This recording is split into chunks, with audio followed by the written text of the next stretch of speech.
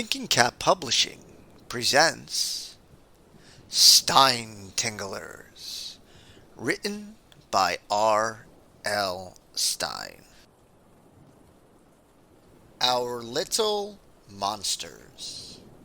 When my brother Bill and I were in middle school, we used to babysit for our little cousins, Eddie and John.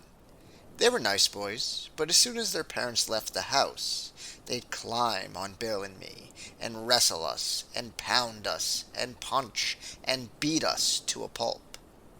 When their parents returned and asked, "How were the boys?" we always said, "Oh, they were wonderful."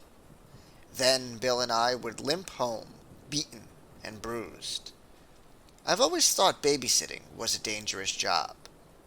I remembered my two little cousins when I thought of this story. "Ow! Don't bite!" I shoved my brother Sean away with both hands, but the little monster dove for me again, snapping his little teeth and giggling. I grabbed him by the shoulders and held him away. "I'm warning you," I said. "I'll bite back." That made him and Chloe howl with laughter. This is what happens whenever Mom and Dad go out and leave me in charge of the twins. They're wild and ferocious and out of control, and they like to gang up on me. They're 4 years old and small for their age, and I'm 12 and the tallest girl in my 6th grade class. But trust me, when it comes to Sean and Chloe, size doesn't matter. With a cry of attack, Sean grabbed me around the neck and pulled my head down to the couch arm. "Hey! Don't take my head off!" I cried. They both thought that was a riot. They have shrill little laughs. It sounds like chipmunks giggling. I grabbed Sean around the waist and lifted the little guy into the air. He kicked and squirmed. "Put me down! Put me down, Becca!"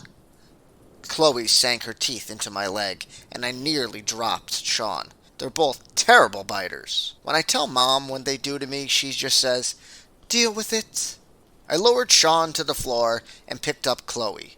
"No more biting. I'll have to put you on a leash." I smoothed back her curly brown hair. It looks like poodle fur. The twins aren't identical. Sean has straight black hair and big black eyes. "Can we stay up and wrestle some more?" Sean asked. Before I could answer, my phone rang. Chloe tried to grab it, but I swiped it away from her. It was my friend Izzy. Her real name is Isabella, but even her parents call her Izzy. "What's up?" Izzy asked. "I can't talk," I said. "I'm watching the twins." "You're going to get a medal," she replied, "for bravery." "They're not that bad," I said. "Oh, really?" Izzy knew how berserk the twins can be. "I don't know how you babysit them. I think all kids should be locked in a closet until they're at least 10. "You're sick," I said. I didn't finish my sentence. I let out a cry. "Oh no, I gotta go," and clicked off the phone. I leapt off the couch and went racing to the kitchen. Too late. Sean and Chloe had found the big bowl of chocolate cake batter Mom prepared this morning, and they were already digging their hands into the bowl and heaving big gobs of chocolate at each other.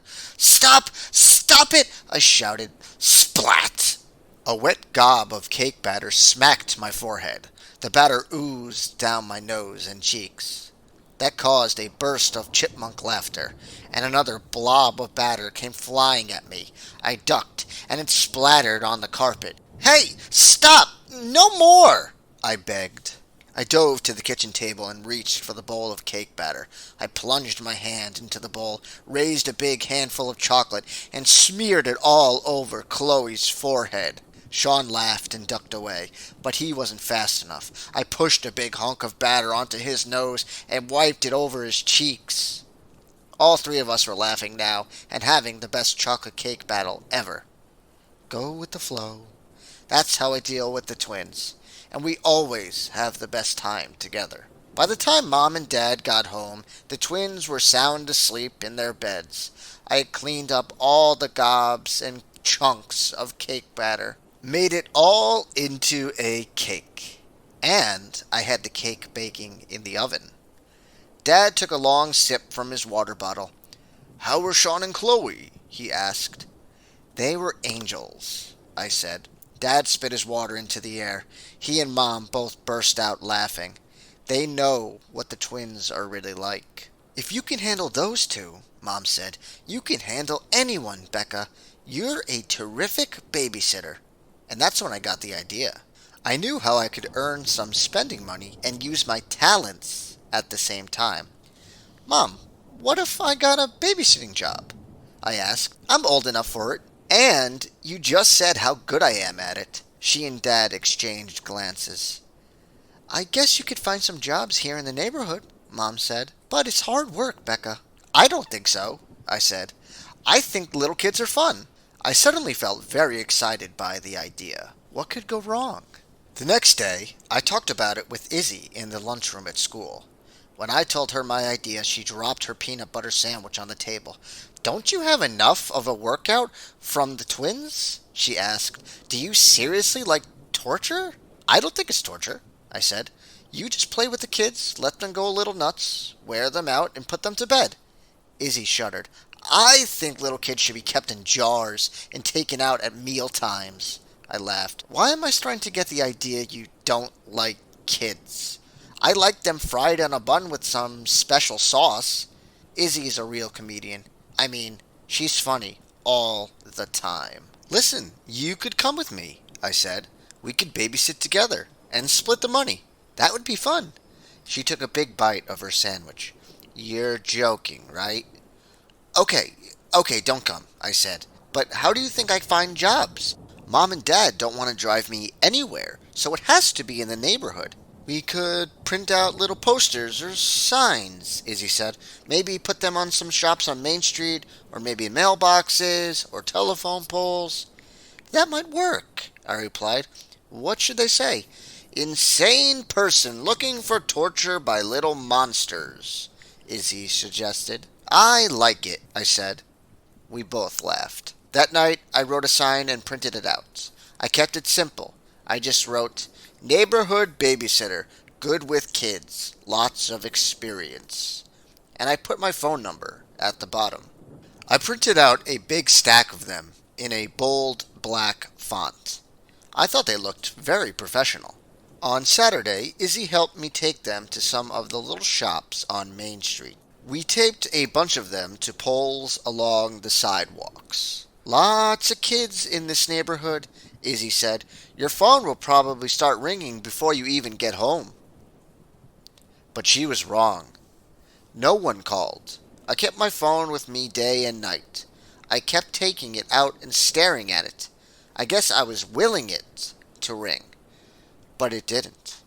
A week went by, and then 2, and I didn't get a single phone call. I was about to give up on the whole idea when I stumbled onto my first job. I was walking home after school with Izzy. It was a gray day with dark storm clouds hanging low overhead. Is today Friday the 13th? I asked her. Because I've been unlucky all day. Izzy frowned at me. Spilling chocolate milk on your new white sweater wasn't bad luck. It was just klutziness, she said. You're always such a good friend, I said. Where would I be without you to tell me what a loser I am? She stopped and grabbed my arm. I think your luck is about to change, Becca. I followed her gaze to the house high on a lawn behind ragged hedges. The butcher house. Everyone called it that. I don't know why. Maybe someone named Butcher lived there sometime. It was an empty, abandoned house. No one had lived there for maybe 100 years. It was big and dark and stained and crumbling, with broken shingles and missing shutters and shattered glass in a lot of the windows. I saw a man and woman on the tilting front stoop. The woman was struggling with a key, trying to open the front door. Someone is moving into the butcher house, I said. How is that going to change my luck? Izzy pointed to the side of the stoop. Check that out. I saw a small bike and 2 little silver scooters. Kids, I said. They have kids. And they're just moving in, Izzy said. They're going to need a babysitter. She gave me a push. Go talk to them. Go tell them you can babysit for them. I held back. They're just moving in. They probably don't want to be bothered. She gave me another push. This is your big chance, Becca. Be bold. Come with me, I said. We can. No, you have to do this, she replied. Besides, I'm late for my cello lesson. Izzy's cello is as big as she, but she's a talented player. Okay, okay, I said, suddenly feeling a fluttering in my chest. See you tomorrow. She gave me a wave, shifted the backpack on her back, then hurried away. I took a deep breath and made my way over the weed-choked front lawn to the house. The woman had just managed to open the front door and was about to go inside when she saw me. They both turned. The man wore a gray hoodie pulled down over black overalls. He was pale and very thin, with gray slits for eyes and a serious expression. The woman had short, straight black hair and dark eyes. She was also very pale, which made her deep purple lipstick seem to pop off her face. A long beaded earring dangled from one ear. Hi, I called, a little too loudly. I stopped at the bottom of the stoop. Are you moving in? Why did I ask that? Of course they were. Trying to, the man said without smiling. He had a thin, whispery voice. I'm Becca Martin, I said. I live on the next block and we don't know the neighborhood at all, the woman said. We're new in town. It looks nice here, the man said. Very quiet. It's pretty quiet, I said. It's like a normal neighborhood. Awkward. I pointed to the bike and the scooters. You have kids? They glanced at each other as if trying to decide how to answer. The woman tugged at her dangling earring. 2 kids, 4 and 5. Well, I took another deep breath. If you ever need a babysitter. They both blinked. The man squinted hard at me, as if studying me. The woman smiled for the first time. Would you really like to come and babysit our little monsters? I laughed. My brother and sister are monsters too, I said. So I have experience, and I really like little kids. Ooh, let me get them, the woman said. She pushed open the heavy door and disappeared inside. The man scratched the side of his face with one hand and continued to stare at me. He started to say something, but then stopped. I decided he must be shy. The woman appeared a few seconds later, pushing 2 kids in front of her. She kept a hand on their shoulders, as if holding them in place. They were both as pale as the parents. The girl wore a dark blue jumper over black tights. Her straight black hair fell loosely down her back. The boy had on a floppy black t-shirt and black shorts.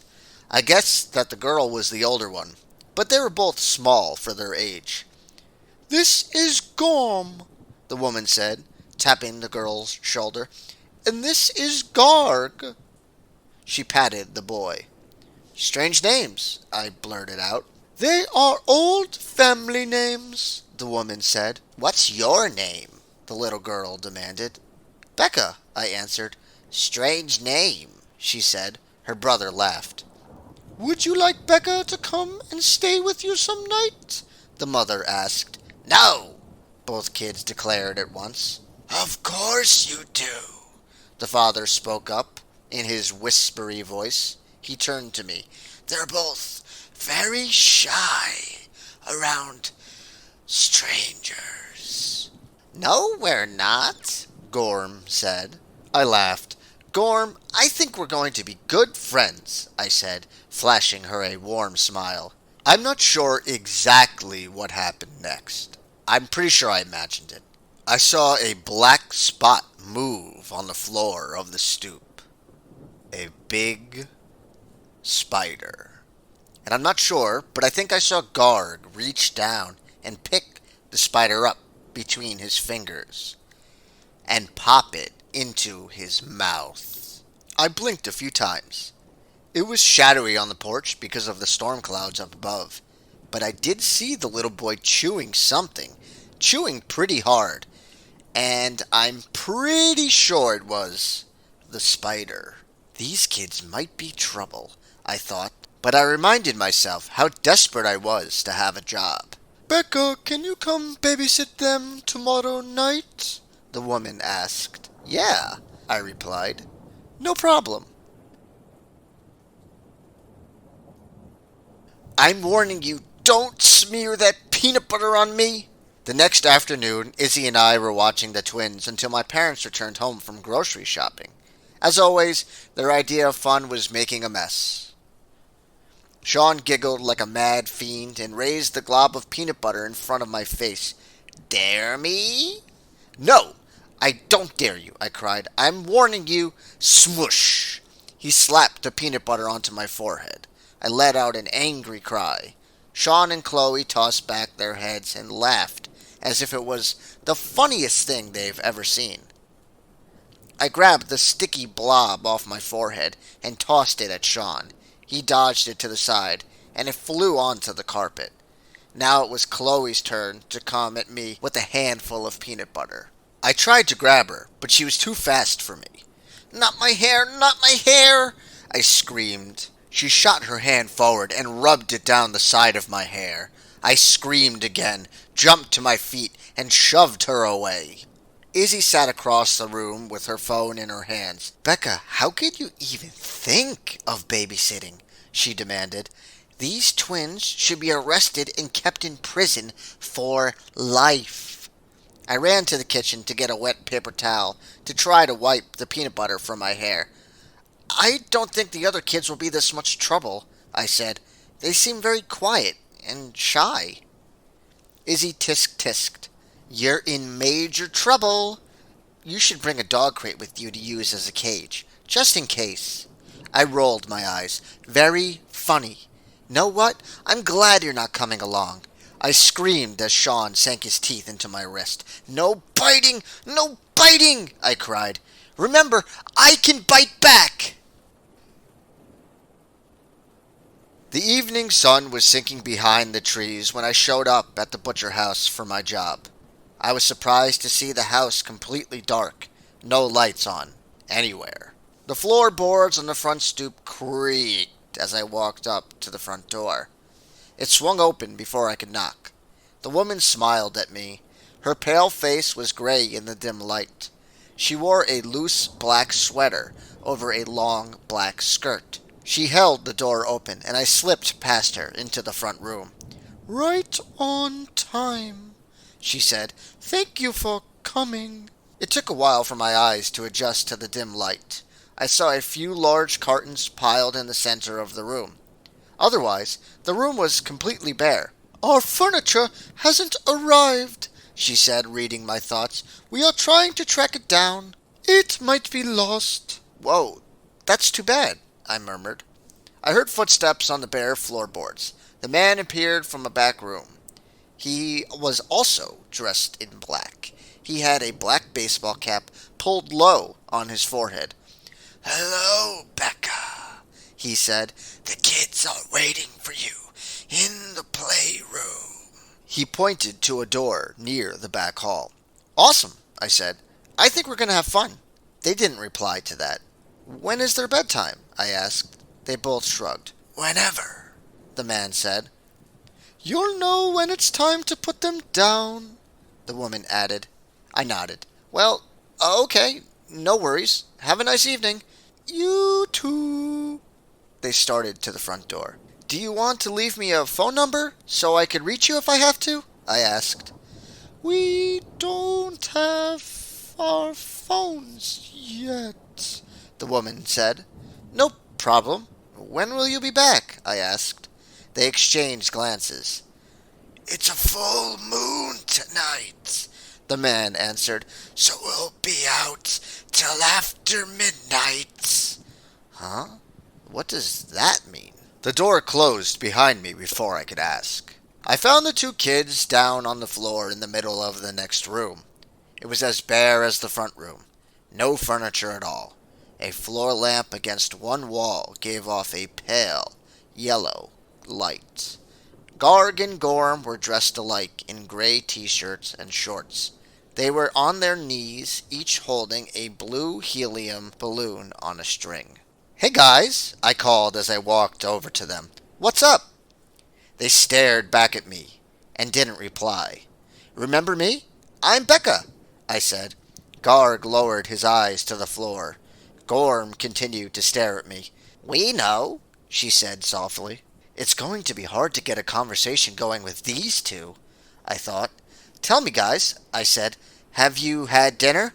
"Not yet," Gorm replied. "Not yet," I repeated. "Well, what are you going to have for dinner?" "You," Garg said. They both laughed, chirpy little laughs. "No, really," I said. "Really?" Garg replied, and they both laughed again. "Better change the subject, Becca," I told myself. I pointed to their balloons. "Are you playing a game with those?" Gorm swept back his straight black hair. "No, we're not playing a game. We're just hitting each other with them," Garg said. He swung the string and bounced his balloon off Gorm's head. She swung back and bumped her balloon on Garg's face. "That isn't much fun," I said. "Do you know how to play volleyball with a balloon? We can go back and forth." "We don't want to," Garg said. He swung the string again and bounced the balloon off his sister's head. "Ow!" they both cried as the string slipped from Garg's hand.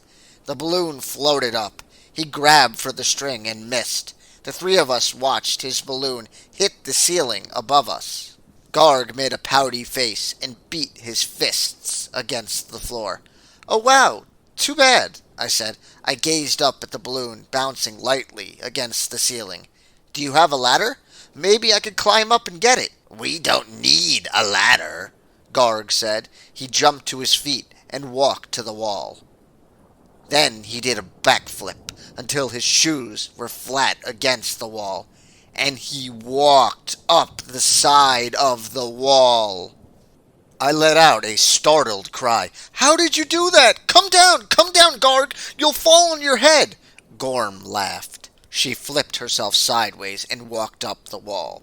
She joined her brother on the ceiling. He grabbed his balloon. Then they both lowered themselves and hung by their legs, upside down, from the high rafter. "Come down!" I shrieked. "Come down now!" "Come up and make us!" Gorm shouted. "I can't," I told her. "I can't climb walls. How did you do that?" They both laughed in reply. "Come down!" I repeated. "Let's play another game. Let's play something more fun." They whispered to each other. Then they both swung off the rafter and walked down the wall. "Whew!" I breathed a sigh of relief. What if one of them had fallen? They joined me in the middle of the floor. "We know a good game," Garg said. Gorm nodded. "It's called Bite Bite." "Never heard of it," I said. "How do you play it?" "I told you we didn't have dinner," Garg said, bumping up close to me. "So Bite Bite is a good game to play," his sister added. "Huh?" I squinted at them. "It's easy to play," Garg said. "We just bite you." "You're joking, right?" I said. I pushed him away. "You kids are weird." "Yes, we're weird," Gorm agreed. Then I uttered a cry as the two of them started to change. Their eyes turned red and bulged until they poked out like ping-pong balls. Their noses stretched into long snouts. Thick brown fur sprouted over their faces, and curled yellow fangs dropped from their open mouths. Their chests heaved in and out, and they started to make animal grunts. Drool oozed down their yellow fangs. "No!" I screamed. "No, no, no! Your parents didn't lie! You really are little monsters!" They both snapped their teeth at me. I tried to back away, but I was trapped, uttering low growls. They snapped again. "Stop!" I cried. "Stop! When your parents get home, I'm going to tell them you didn't behave." Both little monsters tossed back their fur-covered heads and laughed. "What's so funny?" I stammered. "They're not coming home," Garg grunted. "They're never coming back." Huh? No, I started. They're not our parents, Gorm said. They couldn't wait to escape. They brought you here so they could get away. No, no way, I gasped. They told you we were little monsters, but you didn't listen, Gorm growled. Now we're very hungry, Garg said. Sorry, but we have to play serious bite. Grunting and snapping their teeth, they moved in on me. I had my back pressed against the wall. Nowhere to move. I jerked my arm away just as Gorg leaped up to bite me. I'm warning you, I cried. I bite back. They both laughed, ugly, deep laughs. Garg jumped again and nipped my elbow. Ouch! Okay, that's it for you two, I shouted. I let out a roar and swept a hand back over my head. I felt my jaws begin to slide forward. It took only a second for my alligator-long snout to stretch. I tested my 4 rows of jagged teeth. I roared again as curled claws poked from my growing hands, and the fur sprouted over my face, my arms, my legs. Garg and Gorm uttered startled cries. They tried to back away, but I was too fast for them. With an animal bleat of triumph, I clamped my alligator jaws over both of them, caught them both at once, and bit down hard. At home, I introduced Garm and Gorg to our little monsters, Chloe and Sean. The 4 of them leaped on one another, growling and nipping, rolling around and wrestling like little monsters love to do. Mom picked up the new arrivals in her giant paws and petted them tenderly. She rolled her 3 eyes. 2 more mouths to feed tonight, she murmured. That's a lot of raw meat. Then Mom turned to me. Becca, do me a favor, she said. Don't take any more babysitting jobs. I hope you enjoyed Our Little Monsters by RL Stine. Be sure to like, comment, and subscribe, and stay tuned for Stinetinglers Part 3, where I will be reading Skin. Stay scared, my friends, and all your screams will come true.